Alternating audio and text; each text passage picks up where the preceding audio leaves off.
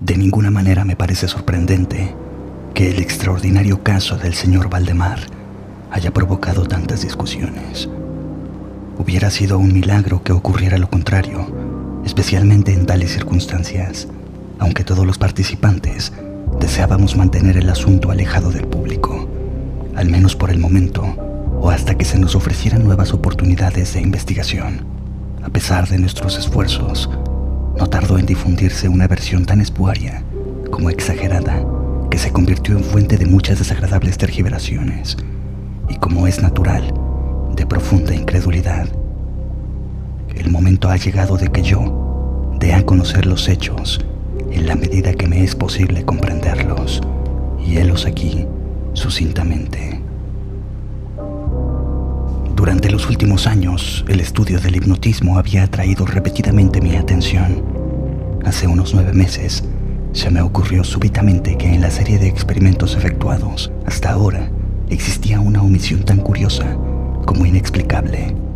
Jamás se había hipnotizado a nadie in articulo mortis. Quedaba por verse si, en primer lugar, un paciente en estas condiciones sería susceptible de influencia magnética. Segundo, en caso de que lo fuera, si su estado aumentaría o disminuiría dicha susceptibilidad. Y tercero, hasta qué punto o por cuánto tiempo el proceso hipnótico sería capaz de retener la intrusión de la muerte. Quedaban por aclarar otros puntos, pero estos eran los que más excitaban mi curiosidad, sobre todo el último, dada la inmensa importancia que podían tener sus consecuencias. Pensando si entre mis relaciones habría algún sujeto que me permitiera verificar esos puntos, me acordé de mi amigo Ernest Valdemar, renombrado compilador de la biblioteca forensica y autor, bajo el nom de plume de Zizek Max, de las versiones polacas de Wallenstein y Gargantúa.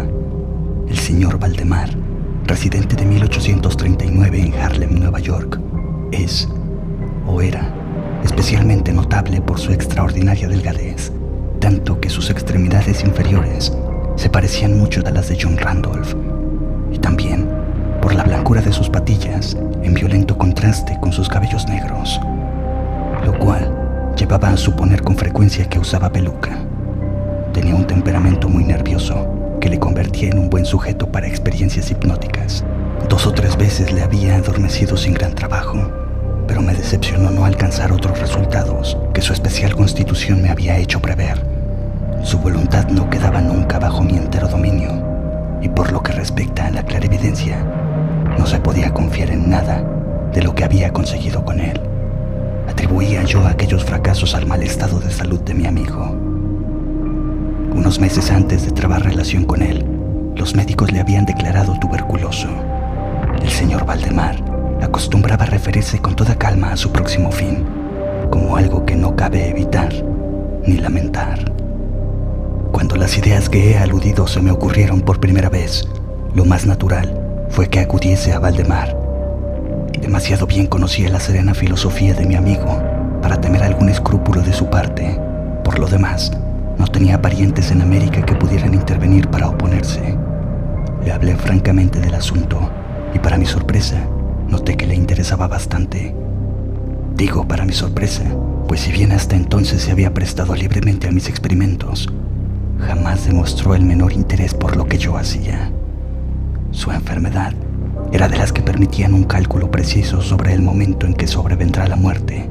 Convinimos, pues, en que me mandaría a llamar 24 horas antes del momento fijado por sus médicos para su fallecimiento. Hace más de 7 meses recibí la siguiente nota de puño y letra de Valdemar. Estimado P, ya puede usted venir. D y F coinciden en que no pasaré de mañana a medianoche, y me parece que han calculado el tiempo con mucha exactitud. Firma, Valdemar. Recibí el billete media hora después de escrito, y 15 minutos más tarde estaba en el dormitorio del moribundo. No le había visto en los últimos 10 días, y me aterró la espantosa alteración que se había producido en tan breve intervalo. Su rostro tenía un color plomizo, no había el menor brillo en sus ojos, y tan terrible era su delgadez que la piel se había abierto en los pómulos.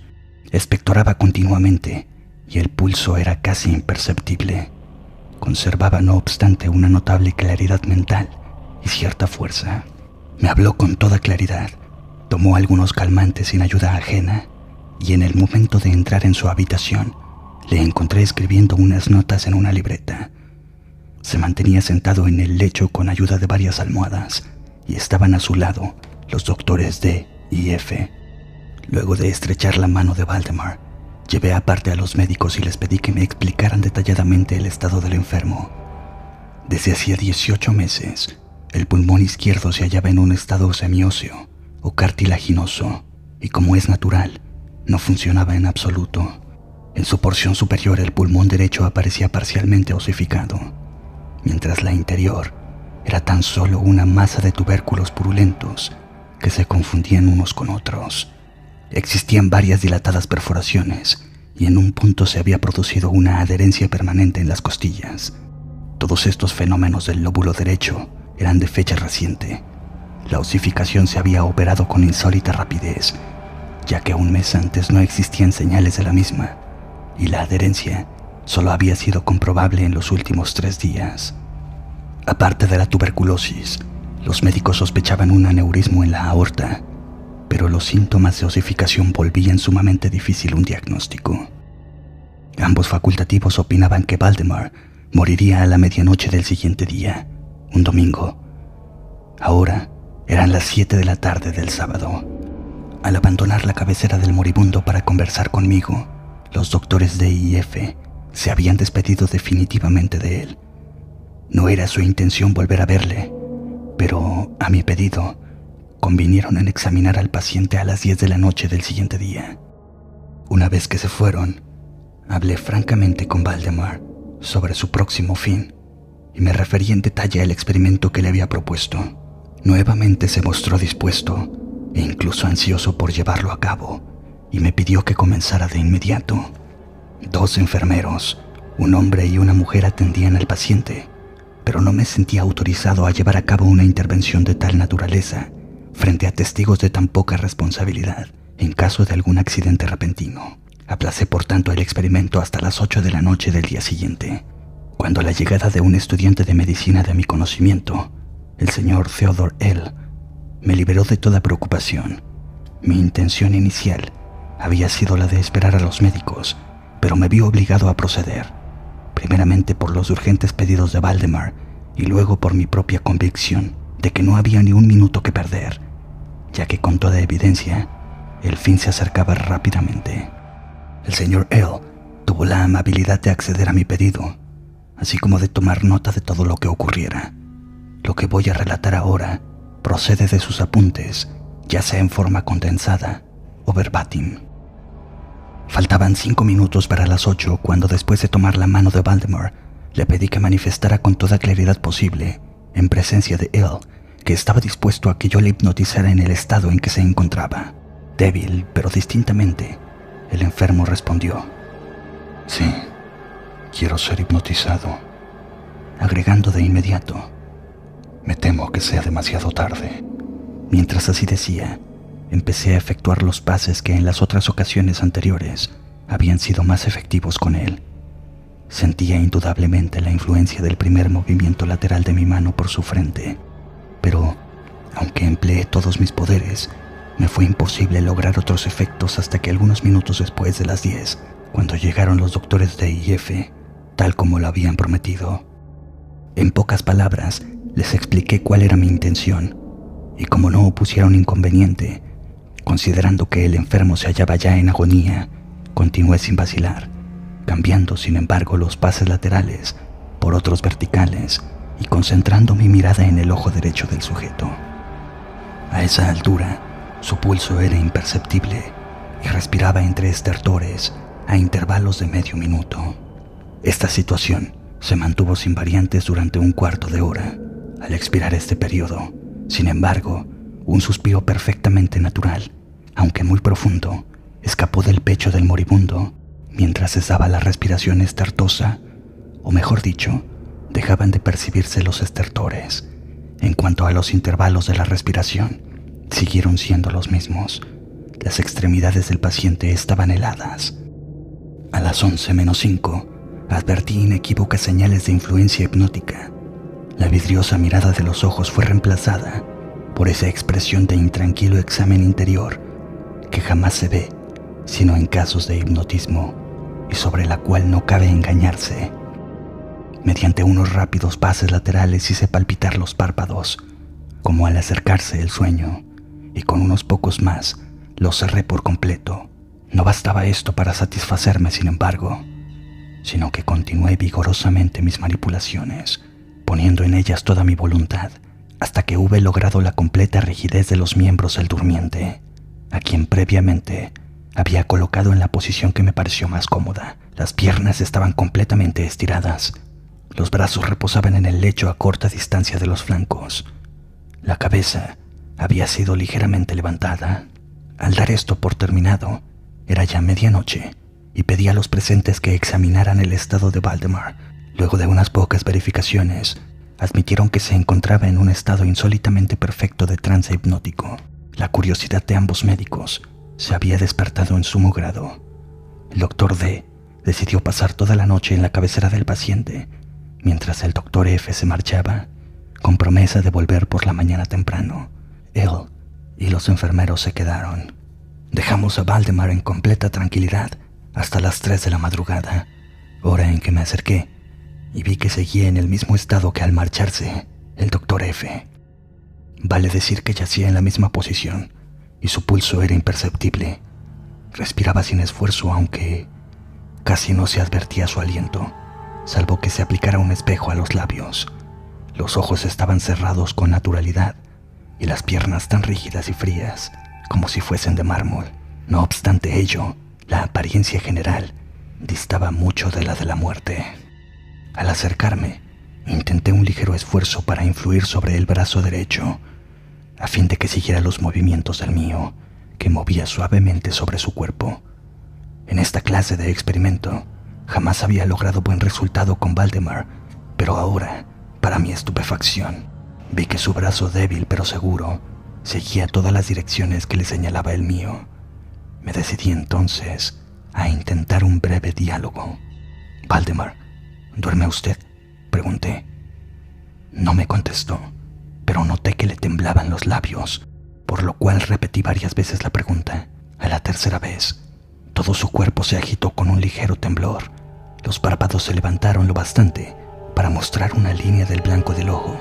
Moviéronse lentamente los labios, mientras en un susurro apenas audible brotaban de ellos estas palabras. Sí. Ahora duermo. No me despierte. Déjeme morir así. Palpé los miembros, encontrándolos tan rígidos como antes, y volví a interrogar al hipnotizado. ¿Sigue sintiendo dolor en el pecho, Valdemar? La respuesta tardó un momento y fue aún menos audible que la anterior. No sufro. Me estoy muriendo. No me pareció aconsejable molestarle más por el momento y no volví a hablarle hasta la llegada del doctor F, que arribó poco antes de la salida del sol y se quedó absolutamente estupefacto al encontrar que el paciente se hallaba todavía vivo. Luego de tomarle el pulso y acercar un espejo a sus labios, me pidió que le hablara otra vez, a lo cual accedí. «Valdemar, ¿sigue usted durmiendo?». Como la primera vez pasaron unos minutos antes de lograr respuesta, y durante el intervalo, el moribundo dio la impresión de estar juntando fuerzas para hablar. A la cuarta petición de la pregunta y con voz que la debilidad volvía casi inaudible, murmuró: Sí. Dormido. Muriéndome. La opinión, o mejor, el deseo de los médicos era que no se arrancase a Valdemar de su actual estado de aparente tranquilidad hasta que la muerte sobreviniera, cosa que, según consenso general, solo podría tardar algunos minutos. Decidí, sin embargo, hablarle una vez más, limitándome a repetir mi pregunta anterior. Mientras lo hacía, un notable cambio se produjo en las facciones del hipnotizado. Los ojos se abrieron lentamente. Aunque las pupilas habían girado hacia arriba, la piel adquirió una tonalidad cadavérica, más semejante al papel blanco que al pergamino, y los círculos écticos, que hasta ese momento se destacaban fuertemente en el centro de cada mejilla, se apagaron bruscamente. Empleo estas palabras porque lo instantáneo de su desaparición trajo a mi memoria la imagen de una bujía que se apaga de un soplo. Al mismo tiempo, el labio superior se replegó, dejando al descubierto los dientes que antes cubría completamente, mientras la mandíbula inferior caía con un sacudimiento que todos oímos, dejando la boca abierta de par en par y revelando una lengua hinchada y ennegrecida. Supongo que todos los presentes estaban acostumbrados a los horrores de un lecho de muerte, pero la apariencia de Valdemar era tan espantosa en aquel instante que se produjo un movimiento general de retroceso. Comprendo que he llegado ahora a un punto de mi relato en el que el escucha se sentirá movido en una absoluta incredulidad. Me veo, sin embargo, obligado a continuarlo. El más imperceptible signo de vitalidad había cesado en Valdemar. Seguros de que estaba muerto, lo confiábamos ya a los enfermeros cuando nos fue dado observar un fuerte movimiento vibratorio de la lengua. La vibración se mantuvo aproximadamente durante 1 minuto. Al cesar de aquellas abiertas e inmóviles mandíbulas, brotó una voz que sería insensato pretender describir. Es verdad que existen 2 o 3 epítetos que cabría aplicarle parcialmente. Puedo decir, por ejemplo, que su sonido era áspero y quebrado, así como hueco, pero el todo es indescriptible por la sencilla razón de que jamás un oído humano ha percibido resonancias semejantes. 2 características, sin embargo, según lo pensé en el momento y lo sigo pensando, pueden ser señaladas como propias de aquel sonido y dar alguna idea de su calidad extraterrena. En primer término, la voz parecía llegar a nuestros oídos, o por lo menos a los míos, desde larga distancia, o desde una caverna en la profundidad de la tierra. Segundo, me produjo la misma sensación. Temo que me resultará imposible hacerme entender que las materias gelatinosas y viscosas producen en el sentido del tacto. He hablado al mismo tiempo de sonido y de voz. Quiero decir que el sonido consistía en un silabeo clarísimo y de una claridad incluso asombrosa y aterradora. El señor Valdemar hablaba y era evidente que estaba contestando a la interrogación formulada por mí unos minutos antes. Como se recordará, le había preguntado si seguía durmiendo y ahora escuché. Sí. No. Estuve durmiendo. Ahora estoy muerto. Ninguno de los presentes pretendió siquiera negar ni reprimir el inexpresable, estremecedor espanto que aquellas pocas palabras, así pronunciadas, tenían que producir. Él, el estudiante, cayó desvanecido. Los enfermeros escaparon del aposento y fue imposible convencerlos de que volvieran. Por mi parte, no trataré de comunicar mis propias impresiones al escucha. Durante 1 hora, silenciosos, sin pronunciar una palabra, nos esforzamos por reanimar a él. Cuando volvió en sí, pudimos dedicarnos a examinar el estado de Valdemar. Seguía, en todo sentido, como lo he descrito antes, salvo que el espejo no proporcionaba ya pruebas de su respiración. Fue inútil que tratáramos de sangrarlo en el brazo. Debo agregar que éste no obedecía ya a mi voluntad. En vano me esforcé por hacerle seguir la dirección de mi mano. La única señal de la influencia hipnótica la constituía ahora el movimiento vibratorio de la lengua cada vez que le volvía a hacer una pregunta a Valdemar. Se diría que trataba de contestar, pero que ya carecía de voluntad suficiente. Permanecía insensible a toda pregunta que le formulara cualquiera que no fuese yo, aunque me esforcé por poner a cada uno de los presentes en relación hipnótica con el paciente. Creo que he señalado todo lo necesario para que se comprenda cuál era la condición del hipnotizado en ese momento. Se llamó a nuevos enfermeros y a las 10 de la mañana abandoné la morada en compañía de ambos médicos y de él. Volvimos por la tarde a ver al paciente. Su estado seguía siendo el mismo. Discutimos un rato sobre la conveniencia y posibilidad de despertarlo, pero poco nos costó llegar a la conclusión de que nada bueno se conseguiría con eso.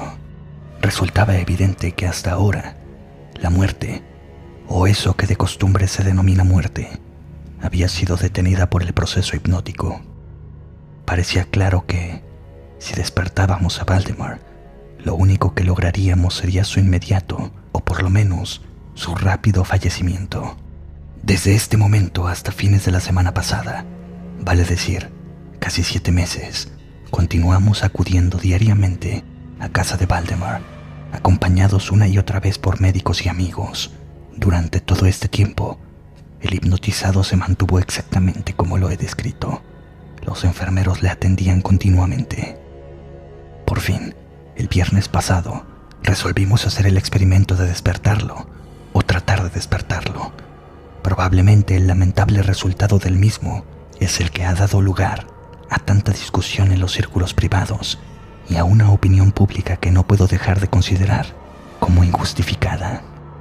A efectos de librar del trance hipnótico al paciente, acudí a los pases habituales.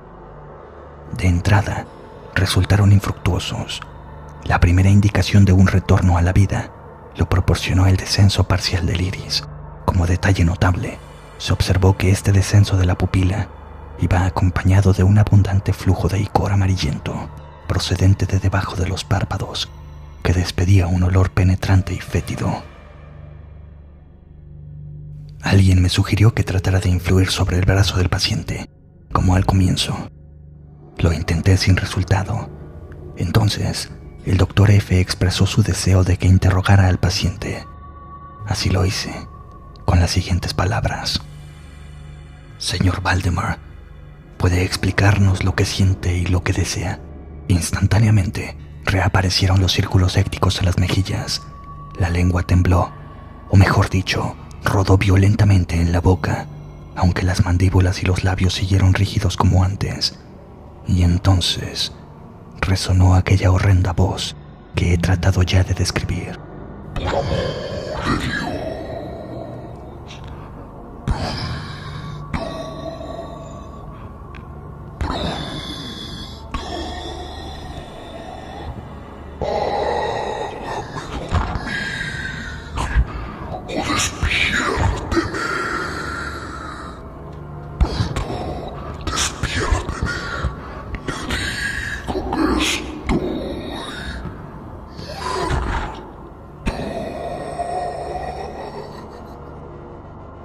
Perdí por completo la serenidad y durante un momento me quedé sin saber qué hacer. Por fin, intenté calmar una vez más al paciente, pero al fracasar debido a la total suspensión de la voluntad, cambié el procedimiento y luché con todas mis fuerzas para despertarlo. Pronto me di cuenta de que lo lograría, o por lo menos así me lo imaginé, y estoy seguro de que todos los asistentes se hallaban preparados para ver despertar al paciente. Pero lo que realmente ocurrió fue algo para lo cual ningún ser humano podía estar preparado. Mientras ejecutaba rápidamente los pases hipnóticos, entre los clamores de «muerto, muerto», que literalmente explotaban desde la lengua y no desde los labios del sufriente, bruscamente todo su cuerpo, en el espacio de 1 minuto o aún menos, se encogió, se deshizo, se pudrió en mis manos. Sobre el lecho, ante todos los presentes, no quedó más que una masa casi líquida de repugnante, de abominable putrefacción.